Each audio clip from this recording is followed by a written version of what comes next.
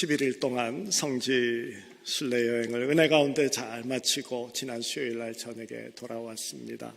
모두 건강하게 그리고 안전하게 그리고 은혜와 기쁨으로 돌아올 수 있도록 인도해 주시고 참 이끌어 주신 주님께 감사드립니다.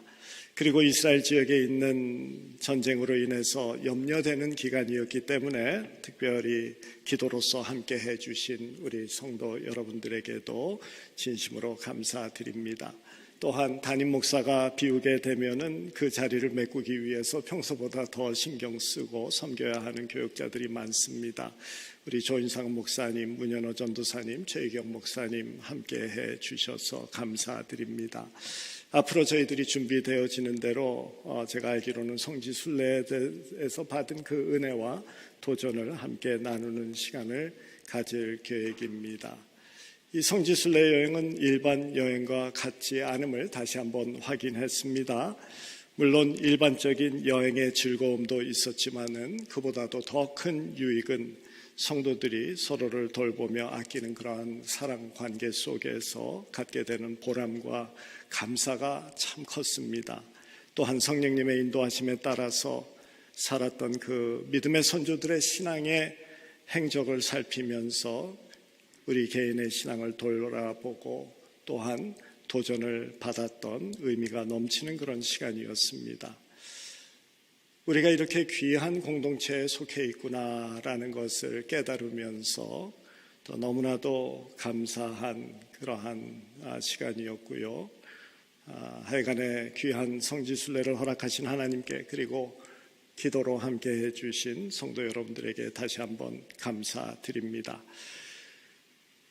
오늘은 우리가 우리 교회에 큰 행사가 있는 임직식이 있는 날입니다. 그래서 사도 바울의 말씀인 로마서 12장 1절과 2절에 이 짧은 구절의 말씀이지만은 우리들에게 또한 특별히 재직으로 이제 피택되어서 안수 임직 받으시는 분들에게 주시는 말씀으로 저희들이 함께 나누기를 원합니다. 오늘 말씀의 핵심은 삶에서 영적 예배를 드리라라는 말씀이 되겠습니다. 12장 1절 후반부에 있죠. 너희 몸을 하나님이 기뻐하시는 거룩한 산 제사로 드리라. 이는 너희가 드릴 영적 예배니라 라고 말씀하십니다. 이 말씀에서 우리가 주의해야 할 부분이 바로 그 영적 예배라고 쓰여 있는 그 부분입니다. 여러분들의 성경을 보면은 거기에 그 영적 예배하는 그 바로 앞에 무슨 숫자가 하나 적혀 있을 거예요. 제 성경에는 3이라고 쓰여져 있는데 그 작은 번호를 따라서 밑에 주석을 살펴보면은 거기에 합당한이라고 쓰여 있습니다. 우리 성경 번역에서는 영적이라고 번역되어져 있는데 이 영적이라고 번역된 헬라어는 로기켄이라는 단어입니다. 우리가 잘 아는 로고스라는 그 단어에서 나온 단어가 되죠.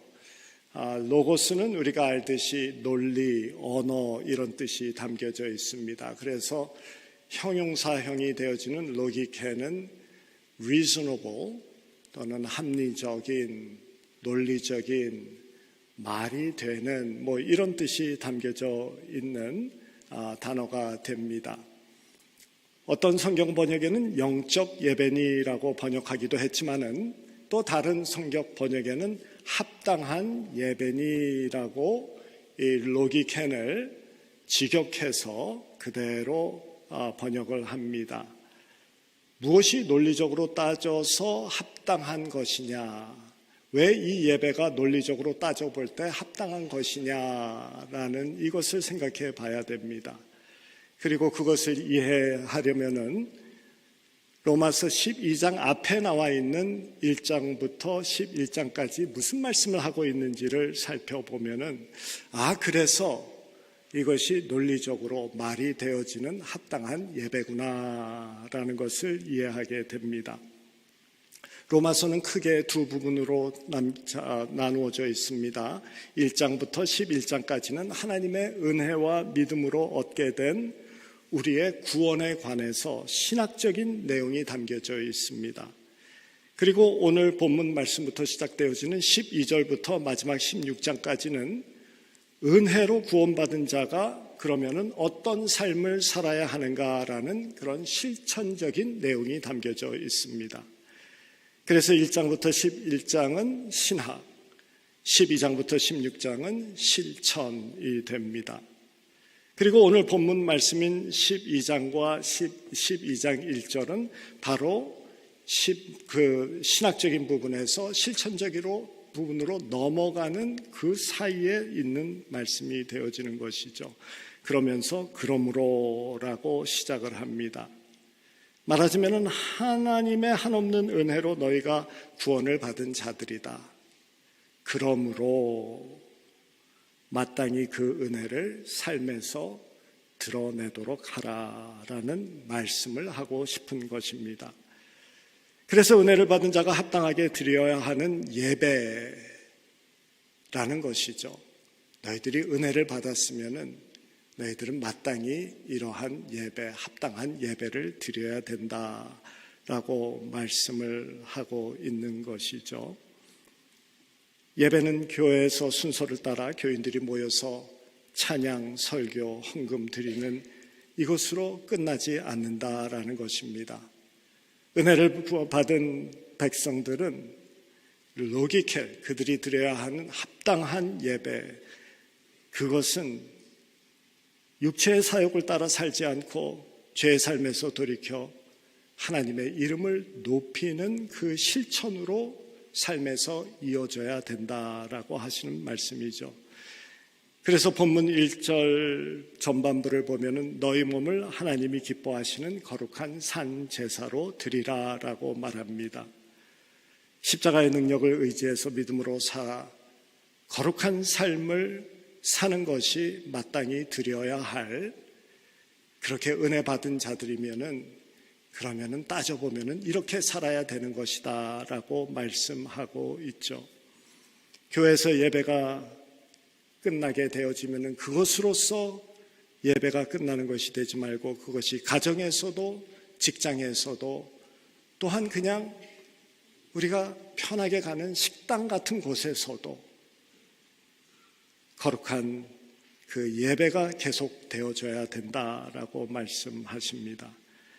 거룩한 산 제물이다라는 의미는 거룩한 생활에서 실천하는 하나님께 드려진 자, 제물은 드려진 자를 이야기하는 것이죠. 그래서 거룩을 생활에서 실천하는 하나님께 드려진 자가 되라라는 말씀이 됩니다. 한마디로 신앙과 생활이 분리되지 말라는 것입니다.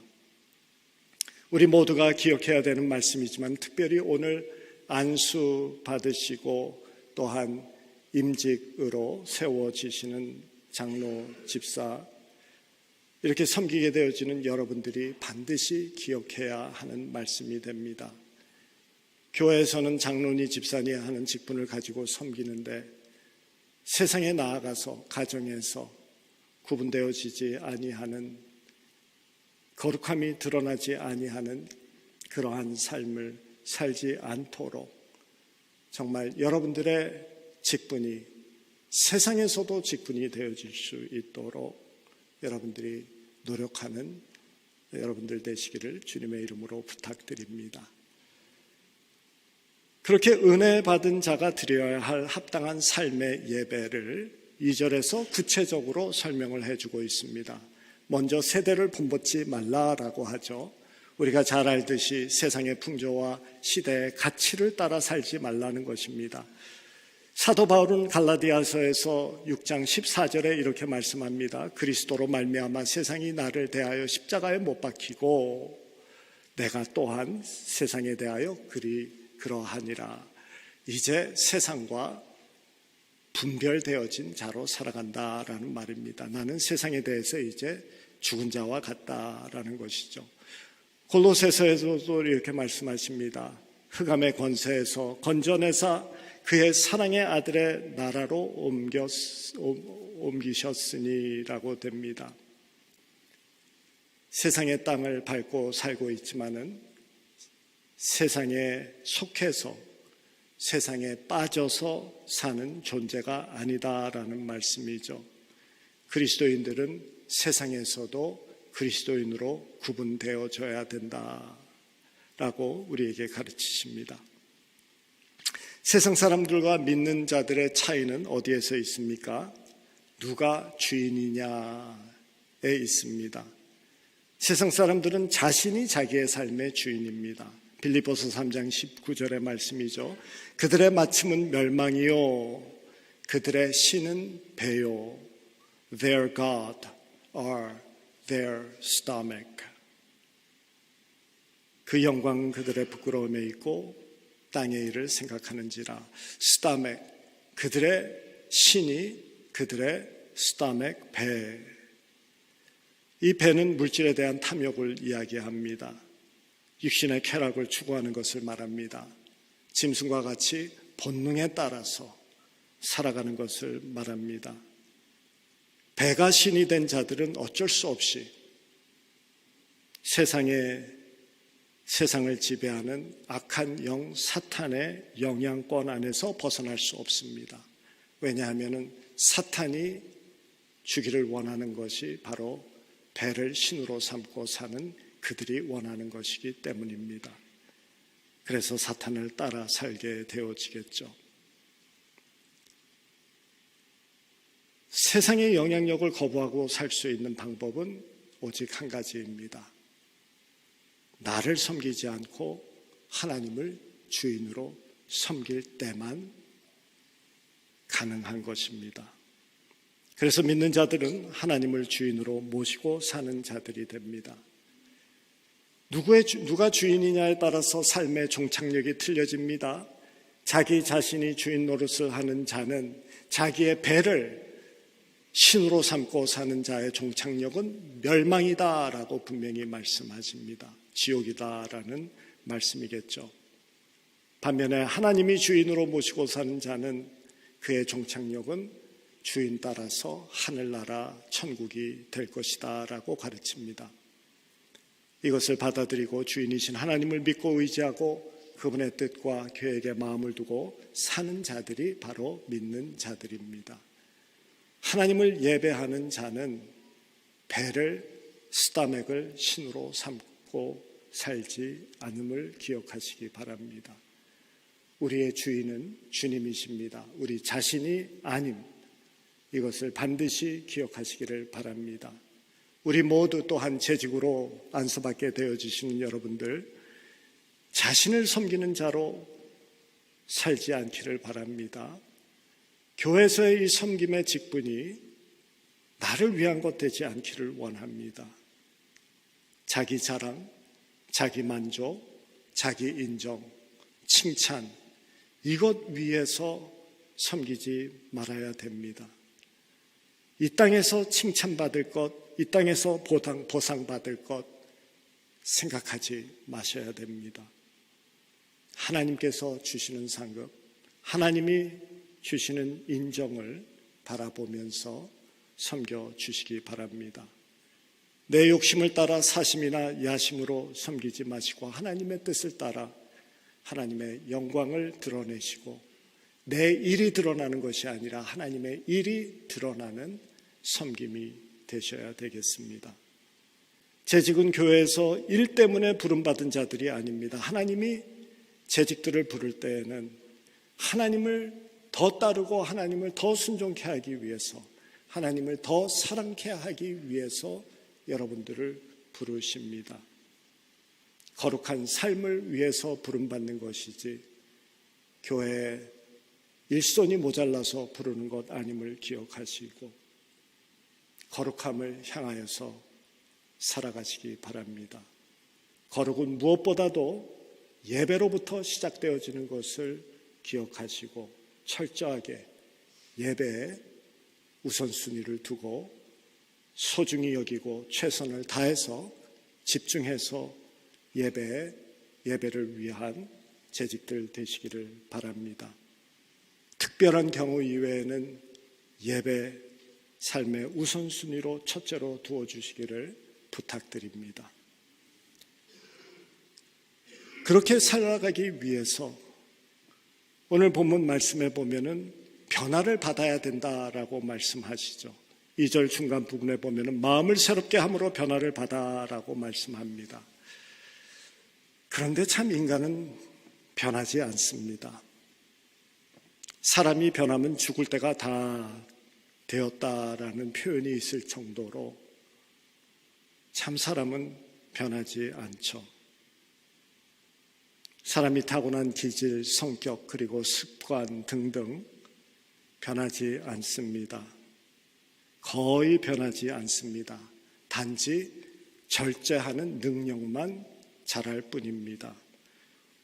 화내는 성질은 그대로인데 절제하는 능력이 주어져서 조금 덜 화낼 뿐이지 그 기질과 성격, 습관 변하지 않습니다.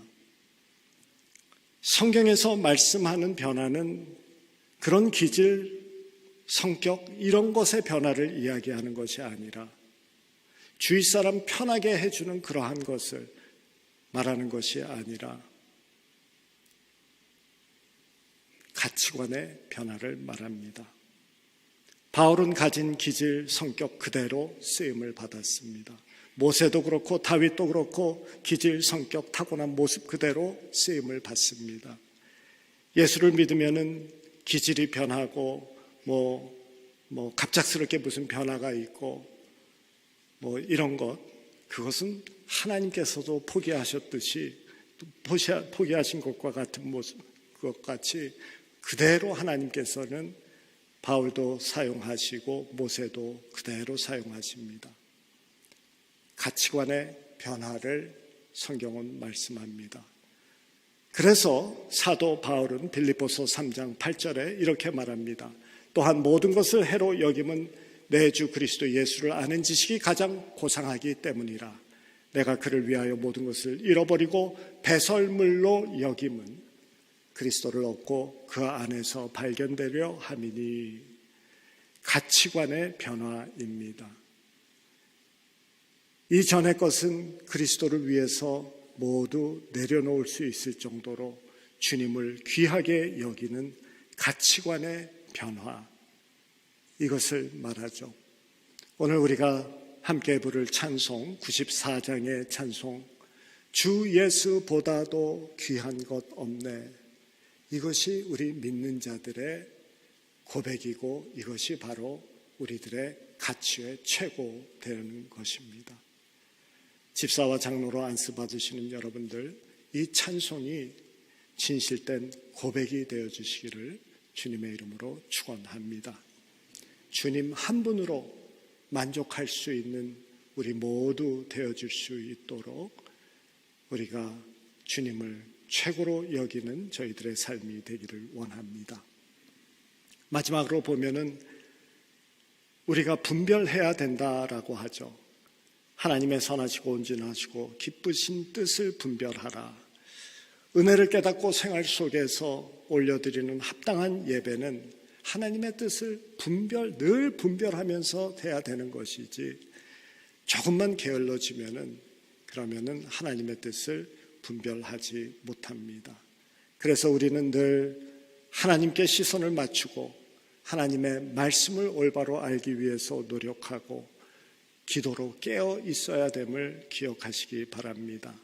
하나님의 뜻은 우리의 이성으로 알 수 있는 것을 넘어설 수 있고 논리와 상식, 우리의 경험을 넘어설 수 있는 것을 기억하십시오. 그렇다고 믿음이라는 명분 아래 몰상식하고 불합리하고 부도덕하고 무례해도 된다는 말은 아니죠. 하나님의 뜻은 우리의 상식, 우리의 경험, 우리의 논리, 우리의 생각을 넘어설 수 있다.